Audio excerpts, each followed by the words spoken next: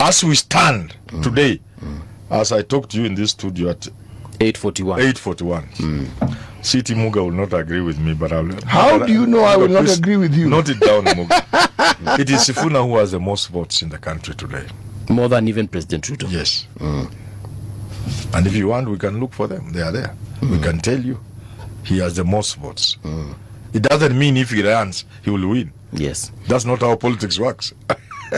Okay. Yeah, but I'm saying, just like we have been saying, Gachagua is bringing the most votes on account of coming from the most populous voting bloc.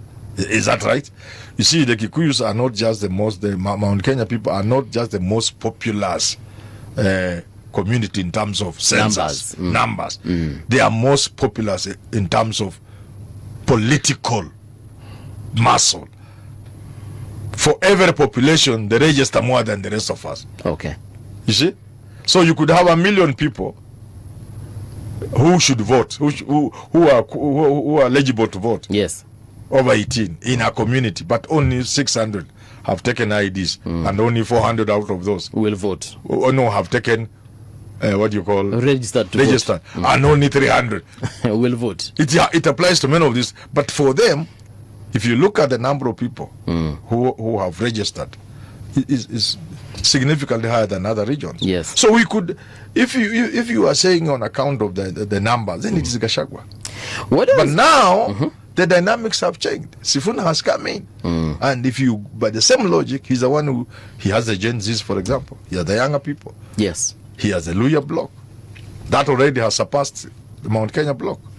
Not to mention there are Kenyans who can see change through Sifuna in the manner they were able to see through Raila Odinga. So the young man, I think, has the most numbers today. Whether he wants to run or whether he will run is another story. In fact, and a much more different story, whether if he runs he can win. But in terms of just raw numbers, it is Sifuna. But why is Weta and Madividi appearing not bothered and unconcerned? Do they know something we don't know? What makes you think they're unconcerned? Well, according to the viewer, this is DK something. DK will be informed that many people slip through revolutions. So I will not be surprised. Who is sleeping? But he has mentioned people. Oh, yes. Okay. I'm not mentioning anybody myself. Why do you think presidents get surprised when they lose elections? They didn't expect to lose. Read what Mahama wrote when he lost. Now he's back. Just read what he wrote. You can Google, you'll get it. There's a book written about that. Yeah, what happens is when you are in power, you are in a dictator's trap. And you see only the world that trap allows you to see. As it's presented to you, not as you'd like to see it. No. Now, this is what you are allowed to see. Okay. So you have a very limited view of the world from a very small Judas, a very small opening, not even a window, a small opening. That, you see, if you look through a hole, yes, and you are looking outside, you can only see the view that is allowed by that hole. That's what makes some people get surprised. We look outside and wonder, how come Uhuru is not seeing this thing? We are seeing, but them they are not seeing. All right. Yeah. If people saw, and it's not just about Ruto or Mudavadi, it's about all these politicians. You and I are seeing things they are not seeing. Yes. And that's why I keep repeating, you need structures. Because structures allow you to see things. Waswahili wanasema ukubwa ni jaa. Jaa is a dustbin. When you are a leader, people throw things at you. Okay?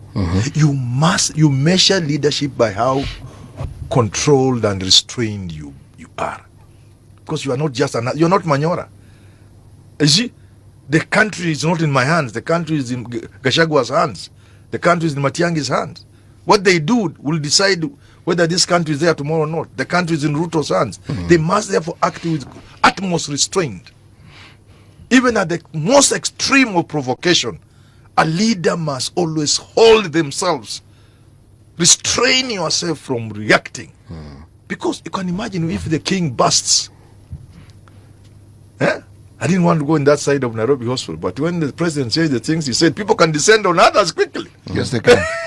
if the president is annoyed and is saying, the people can, they can feel they are now pleasing the president by doing it, because the president is annoyed and is saying, do this, and then now they overdo it. In that they are overzealous, they overdo it in the process. You can find yourself causing harm to very innocent people. Yeah. And therefore a leader at all times. And I will continue using whatever space I have. I'm lucky I also have my own platform. I will continue urging our leaders to know that the future of the children of this country is in their hands. Yeah. And every time they open their mouths to speak, they must always remember that. Gachagua could run, and for two reasons. One, he's a human being, and we've read history, we've read literature, we've seen the crowds making people, begin to think they are gods. Yep. Is that not true? Yes. We saw it with Matiba. It was manufactured. So Gachagua could run because I think he's gotten to a point where, rightly, which is true, he thinks he's the most... Not he thinks. Without him, there's no position. Okay. It would collapse the same day. If Gachagua say today, no, I'm fed up with your politics. Let me take a holiday until next year, December. There will be no opposition. He is the opposition. So that can also get to you, and you feel, despite common sense and logic, you run. You see, because the conversation we are having in this country, and the conventional wisdom that the Kikuyus should, this time round, like they did with Ruto, but in a much more serious way, if they support somebody else, that message is enough to mobilize the entire country against Ruto. Okay. So, but you see, he could run because he's a human being. These things get to your head.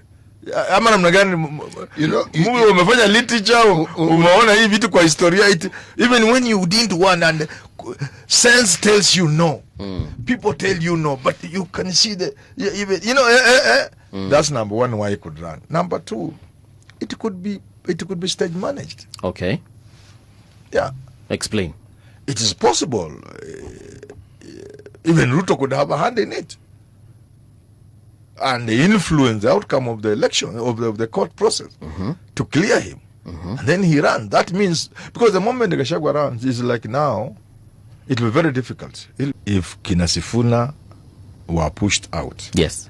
and they go the way I'm seeing they can go, the challenge is limited resources. If they go the way they went, if you saw Busia, and I was in the village, I saw what is happening down. People, these politicians don't like being told.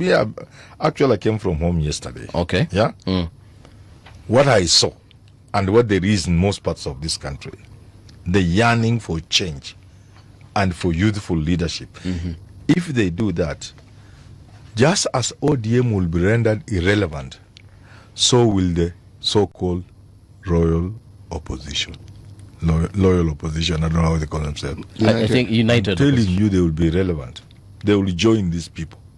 It is the opposition to join them, Yes. not the other way around. No. This can be a very big force.